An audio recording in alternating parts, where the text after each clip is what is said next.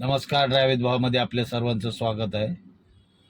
काही काही ड्रायव्हरमुळं हातावर बोलतात ना, हाताच्या बोटावर मोजणे इतकी जे ड्रायव्हर आहेत ना, एक चुकी करतो ना सगळ्यांना नावं ठेवतात.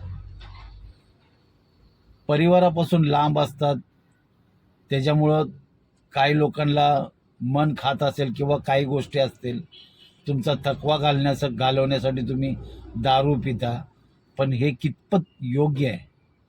दारू पिऊन गाडी चालवणे मुळातच चुकीचं आहे. त्यात तुमच्याकडे अवजड वाहन आहे आणि खुशाल तुम्ही दारू पिऊन गाडी चालवता आणि अक्षरशः तुम्ही गाडीला ठोकून पळून जाता.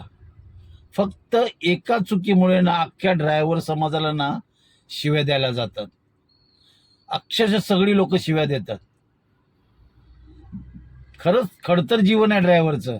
याचा अर्थ असं नाही की तुम्ही दारू पिऊन गाडी चालवणे आणि दुसऱ्याचा अपघात करून तुम्ही पळून जाणं अत्यंत चुकीचं आहे.